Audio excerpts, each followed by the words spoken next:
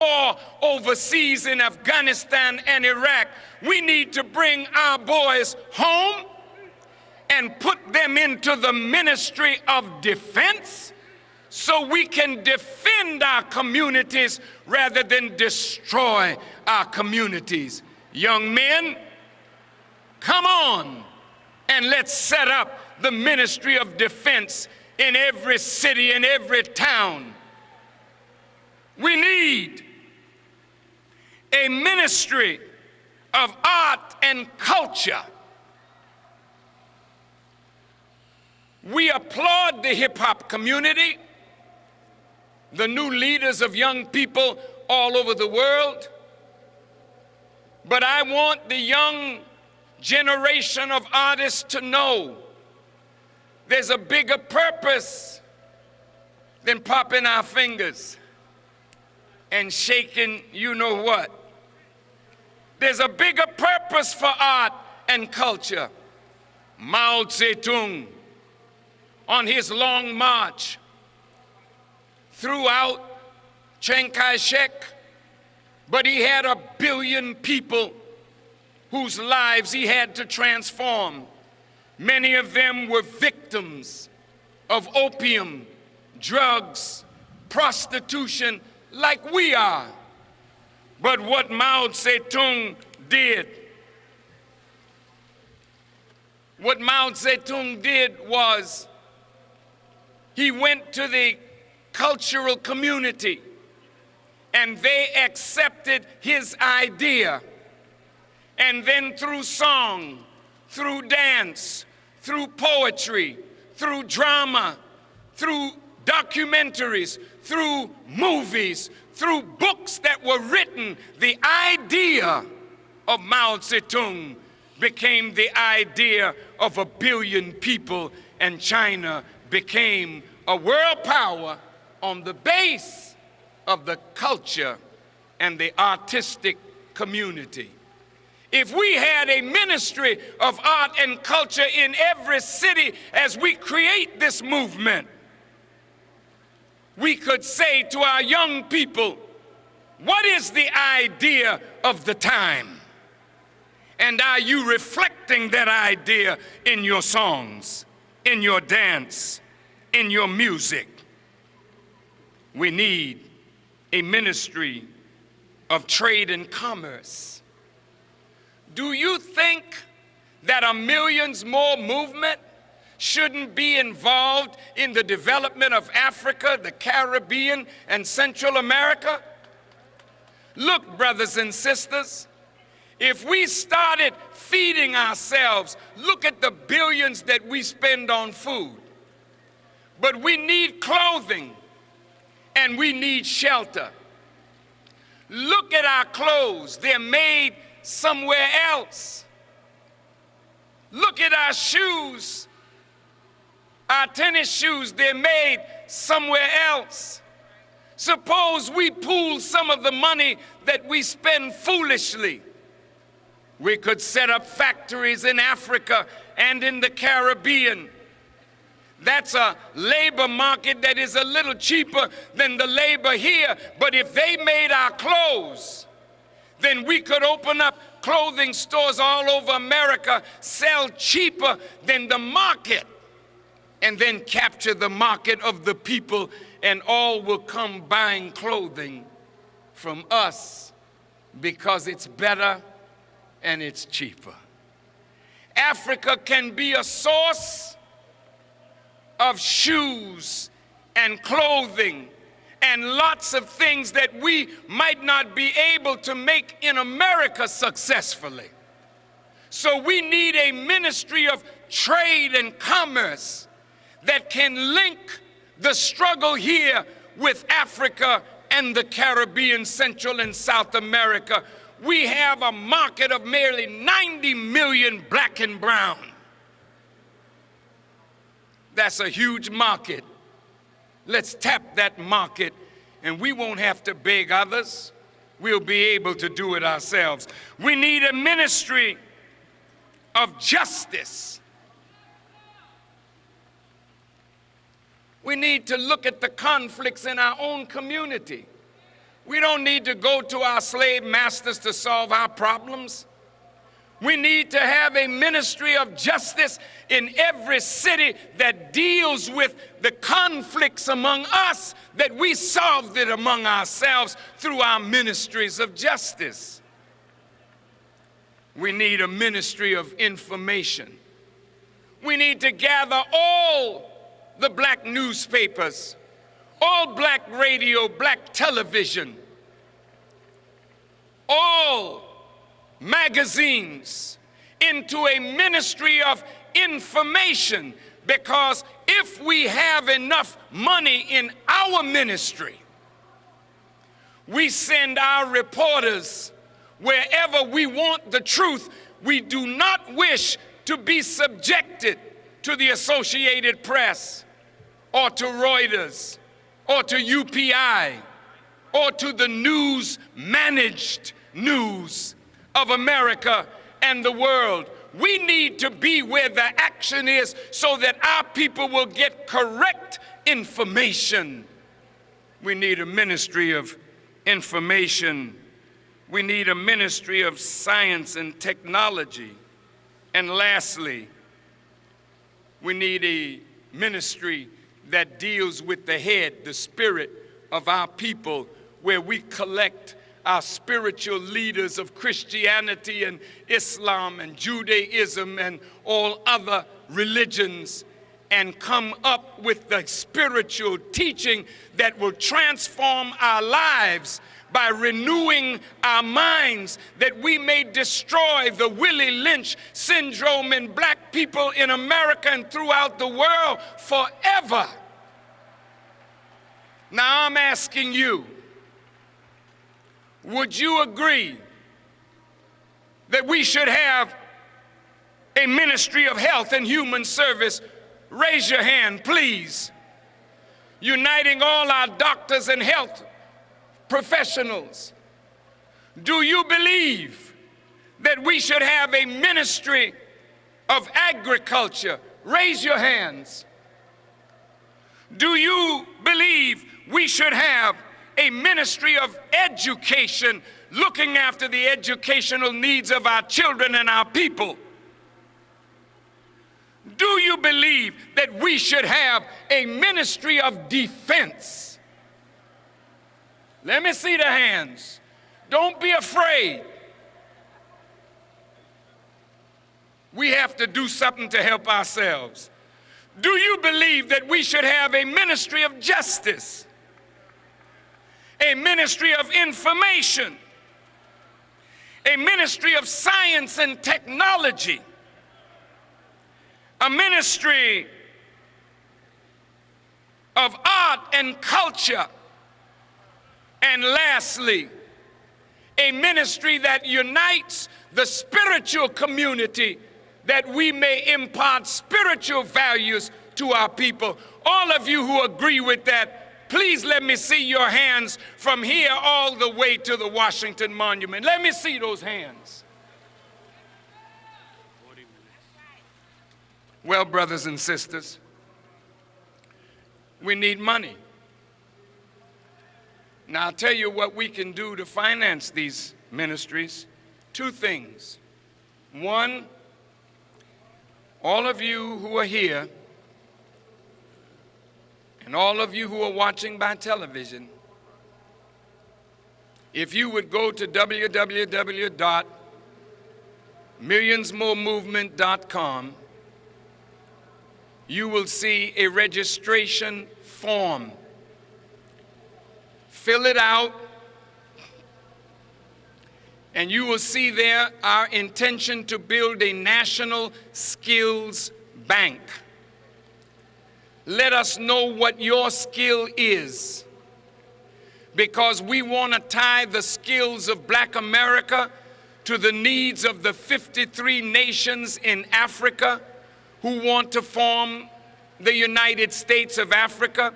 We want to tie the skills that are in Black America to the needs of our brothers and sisters in the Caribbean, in Central and South America, so that our skills that we have learned in our sojourn can be useful to our people all over the world. Now, also on that form, there's a question. Do you believe that we should be compensated for our 400 years of slavery and injustice? It says yes, no, or I don't know. You figure out how you're going to answer, but answer. And then put a donation there. The registration fee was $20, but you give whatever you can afford to give. We have to create a movement. Now, brothers and sisters, the more we organize, listen to me carefully, the more demands we can make on this house. For instance, the educational system has failed us and failed America's children. We pay a lot of money in tax dollars for education. Let's ask the government, give us back a percentage of what we give in taxes that we may educate our people as well as yours. Give us back some of our tax dollars that we may fuel the Ministry for Defense, the Ministry of Art and Culture, the Ministry of Trade and Commerce, the Ministry of Information. Now you say, well, man, we won't be able to get that from the government. If we don't organize, we won't get anything but what they wish to give us. But the more we organize, the stronger our organization, the more demands we can make that will be heard. Now, I heard my brother Russell Means say that we need to think about a new political party. I really want you to think about that. The Democrats have used us and abused us, and they look at the black and the brown and the poor like this is a plantation, and our Democratic leaders are like the house Negroes on the plantation of democratic politics. We want to free our political leaders. Now, how do you do that? The Republicans, well, they say they're trying to let us get more inclusive, and that's very nice of them. But I believe that if we thought hard on taking the black, the brown, the Native American, the poor, and formed a POP, Party of the People, Party of the Poor, and organized, that's leverage, Brother Russell. And that leverage can be leveraged to the Democrats or the Republicans, any of you that want to sit in a seat of authority. As you went to Ross Perot, and he only had 19 million votes, and you were kissing his ring, I'm sure that if we formed a party like that and came away from them, they would be beating a path to our door. And Reverend Al Sharpton and Reverend Jesse Jackson and all of our wonderful black politicians in the Democratic Party, they'll be able to sit in any forum that they wish to sit in. They will never be denied because we had become a united people that can demand and command what we want. The burden is on us. Now, H.R. 40 is reparations. You know this government is not going to give us reparations, so we keep blowing and blowing and blowing. But if you really want to make reparations real, let's go back home and organize. And the more strongly we organize, whatever we demand, we can get it. Now, this whole meeting today is about repair. Repair of ourselves, repair of our people in Africa, in the Caribbean, Central and South America. We must repair. God has given us the medicine to heal our condition. It's not with them. They can't heal us because they have no power to heal themselves. The medicine is with us to transform our lives. There's money among us. We get $750 billion coming into our hands. The education is among us.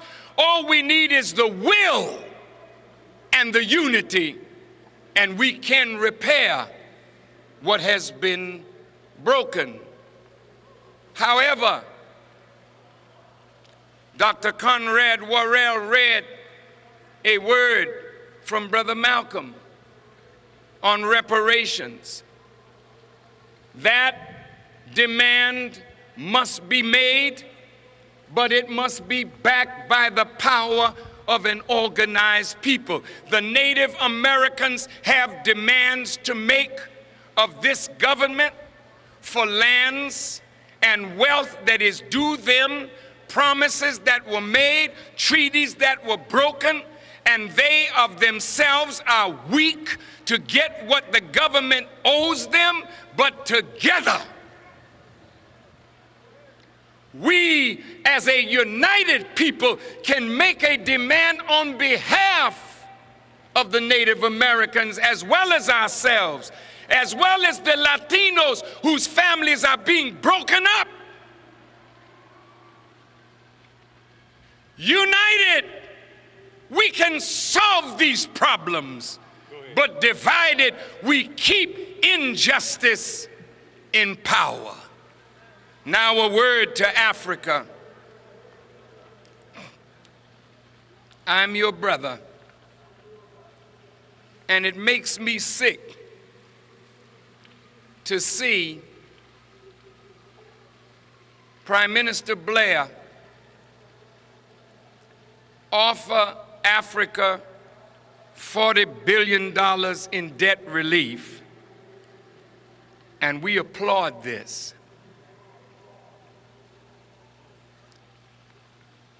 The British have robbed Africa, the Caribbean, isles of the Pacific of trillions of dollars. Then they offer you $40 billion and you think that that is progress? Africa, Africa. Pope John Paul II asked Africa and the indigenous people to forgive white Christians for the evil that they practiced on the indigenous people of the world. Pope John Paul II is not incorrect in asking for forgiveness, but first admit the crime. Tell us the extent of the crime. We know, but we want you to confess it. Acknowledge that the church went wrong. Acknowledge that the church did wrong. Just like the church is acknowledging wrong with sexual deviants, pedophiles. Acknowledge that you have done evil to the indigenous people of the world and repent of what you have done. Then forgiveness will come out of the hearts of the indigenous people if the church atones. And by atonement we mean you just can't ask for forgiveness. You gotta do something to earn it. And that is, you must give back to the indigenous what you have taken. Pope John Paul wanted us to forgive Europe for what they did in Africa and other places. We're ready to forgive. If Europe is ready to acknowledge, repent, and atone by giving back to Africa, free her of all debt, and then come back to Africa and build roads from Cape Town to Cairo, build railroads, build roads and bridges and infrastructure, spend your money where you robbed it from us, then ask us for forgiveness. And while I'm on that subject, America has been pitiful. This House, so slow in saying we were wrong to not pass an anti-lynching bill. But it was so weak. That's not enough, America. You made O.J. Simpson pay, even though his lawyers won for him in court. You charged him civilly and found him responsible. We're not gathered here on the Mall today because something is right in America. We're gathered on this mall because we know something is very wrong in America. And we want to correct that wrong, but the present generation must accept responsibility even though you didn't do what your great-grandfathers did. You certainly are the beneficiaries of what they did. We want more than an apology for slavery. We want more than a monument. We want America to acknowledge her wickedness to the indigenous people of this hemisphere, acknowledge the wickedness of slavery and the transatlantic slave trade, acknowledge what you did in robbing our fathers of their names, their language, their culture, their religion, their God, and turning them upside down and inside out. Acknowledge that we fought in the Revolutionary War, but we were not revolutionaries fighting for our liberation. Acknowledge that we fought in all your wars for freedom that we yet don't have. My sister Maya Angelou wrote a poem after Katrina, and she closed that poem saying, "I am an American." Malcolm said, "A cat can have kittens in the oven, but that doesn't make them biscuits." What the great Maya Angelou was saying is, we desire the same equal rights, the same equal protection as all citizens of America deserve. We don't have it. So stop calling yourself what you are yet striving to become. And let's say to America, hey, if we can't get justice, you fight. If we can't get justice, don't take our tax dollar. If you're going to take our tax dollar, then we demand of you the same justice that you give white people. We demand it. We deserve it. Or we shut it down. What are you fighting for? You don't need to be in Iraq and Afghanistan. You need to be cleaning up the neighborhood where we live and stop the bloodletting among ourselves. Then we can stop white police from shooting us down. All right.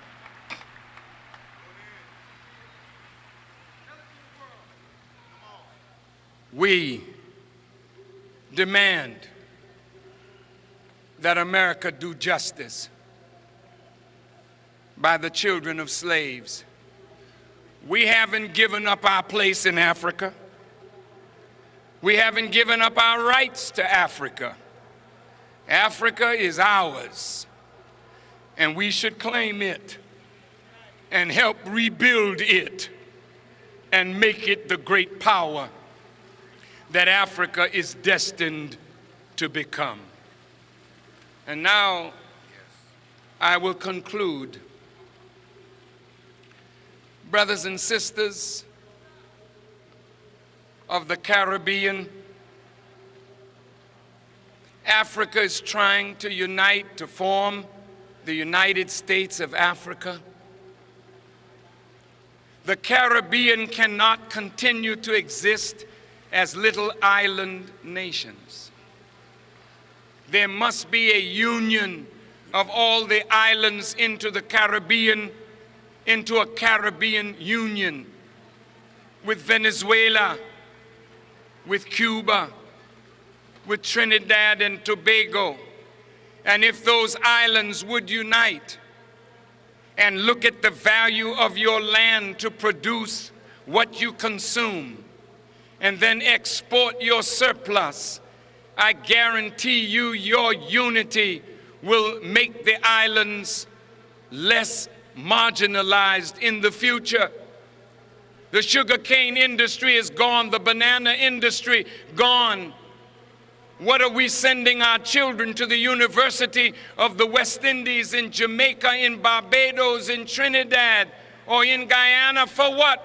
Why are we educating them so that they can serve rich black, white, and brown people who come to lay up in the sun for a week or two? We don't want to be the servants of others if we're not going to be the servants of ourselves. Unite, Caribbean, unite. Africa, the pace of the United States of Africa is moving too slow. All those governments that are slow, we want to come and give you a little push because you're holding up the future of Africa's children by your slowness in building the United States of Africa. And whatever we can do to help, we are your brothers. We stand by you. And now, coming back home to the United States, this is a great country. It's the greatest in the world. It's the greatest experiment of all the nations of the earth living in 3,000 by 2,000 miles. I am a Muslim, and I hate the killing of innocent life for political purposes. But I ask America, I'm speaking now to the common people of America, to wake up and look at the foreign policy of your government. America's people do not know what policies this government and other governments are functioning from that makes the world hate America. If you only knew what your government was doing in your name. I want to give you an example. There are some good people in this house behind me, but they are no better than the information that they get from the intelligence groups that feed Congress information. Just as the government fitted facts to policy rather than fitting policy to facts, the intelligence community skewed intelligence to bring this House to vote for war. If the Congress people knew the truth, they would never have voted for war. And to watch the Secretary of Defense, Mr. Rumsfeld, beating his chest over the bombing of Afghanistan and the quick so-called capture of Baghdad under shock and awe. Do you know what that's like? Have you ever seen a quadriplegic with hands that can't work and feet that can't work?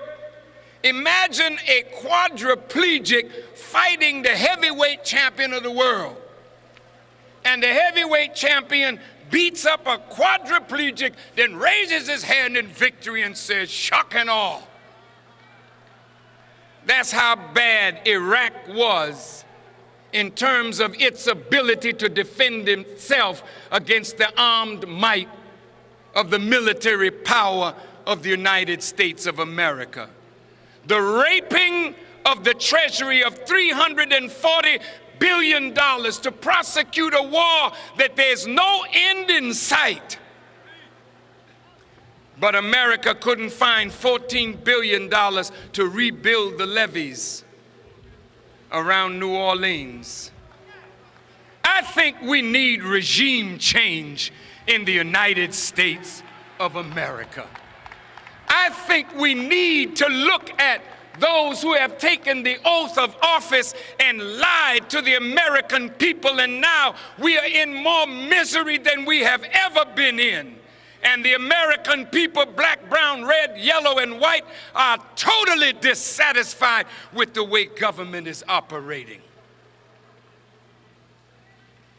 So, we are told in the preamble of the Constitution that if the government fails to give the people life, liberty, and the pursuit of happiness, for that's the reason that governments are formed with the consent of the governed, then if they are detrimental to life, detrimental to liberty, detrimental to the pursuit of happiness, we have the right to change the government. We have the right to reform it or abolish it.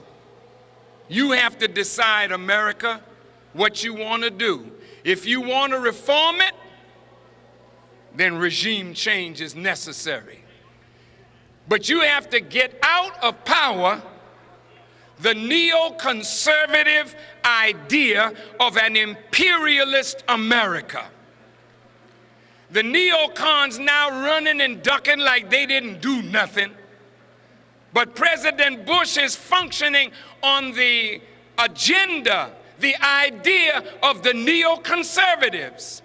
So if he goes, all of them have to go, and a better government put in their place. And so, my family, and to the American people, Howard Dean said, we must take back our country. He never said from whom. But we need to ask him, Mr. Dean, who should we take it back from? We should take it back from the corporate giants whose money buys laws from this house. We should take it back from the petrochemical companies, from the pharmaceutical companies. We should take America back from the rich and give it to the people if it really is for the people. We the people? What people? Is we the people the rich to the detriment of the poor? Then let the Constitution say that we are for the rich, the landowners, the white males. Say it, then we'll know what we should do. But don't deceive us telling us that this is our country, all of it is ours, but we are poor and there's a few reaping the rich reward of our poverty and our ignorance. So, my dear brothers and sisters, to the union leaders that spoke here today, you need to think over your cry, because this government is destroying unions. It's destroying workers and the wages that workers and unions have fought to give the worker. When you bring in 10 million from Mexico and then you call them illegal aliens like they're from some far planet, when they're only coming back to what you took from them. Arizona, Texas, New Mexico, California, all the way up into Utah and Colorado. All of that was once Mexico. So now they're coming home. You lost control of your border, but don't blame the Mexican. Blame corporate greed, because it is corporate greed that have given cheap labor from Mexico a place and kicked out the American worker. So what should the worker do? Look at the billions that you have in pension funds. I think we ought to sit down together and look at the money that you have and the money that we have, and then let's start buying America. America is for sale, you know. All she loves is to see more Benjamins. Now, we had a movie, The Benjamins, but that's Ben Franklin. He's a nice fella. And the more of these nice fellas we put together, we can buy tens of thousands of acres of land and begin food production, begin preparing warehouses, begin agribusiness.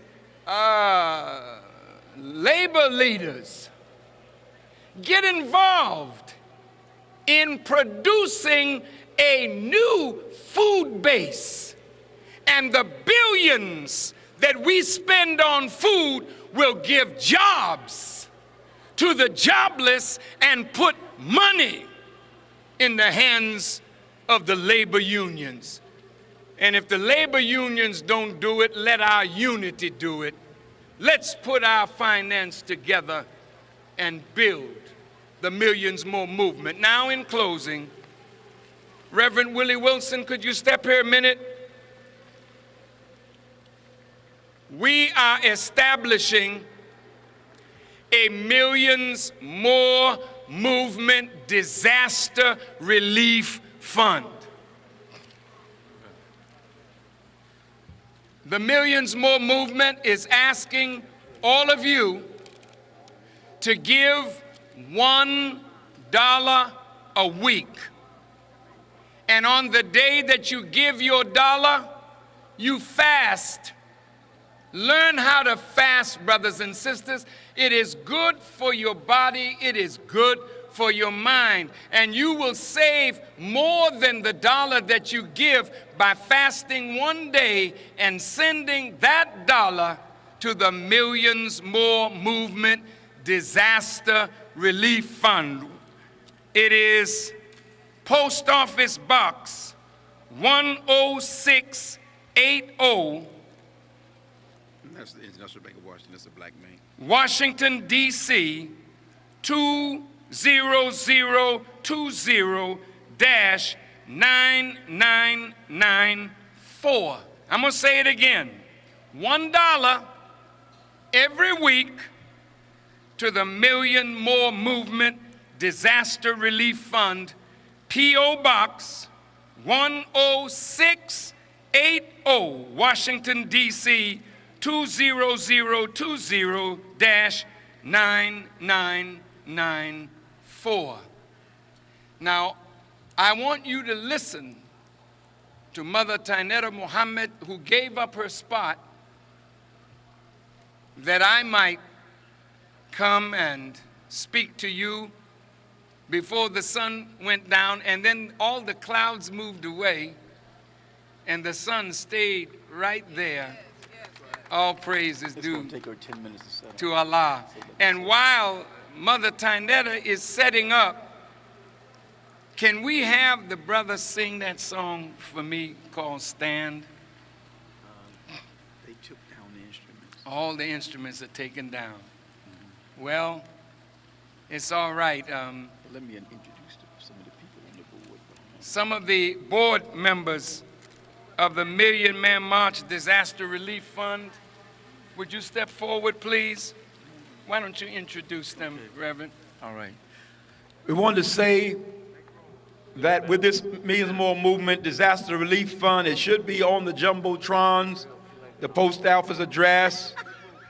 And for information, you should also see on the screens the phone number you can call, 877-633-3429. It should be on your screens. We are establishing this fund, and one of the first projects, we have 400 students. I think the president of Howard University, Mr. Patrick Swaggart, should be here. He is serving on this transparent, accountable, responsible board of integrity, which will have oversight over these funds. And I want to introduce some of the persons who are on that committee. We have Congresswoman of the Congressional Black Caucus, Sheila Jackson Lee, Ms. Cora Masters Barry, from the Black United Front, Dr. Conrad Orwell, Brother Malik Shabazz of the New Black Panther Party,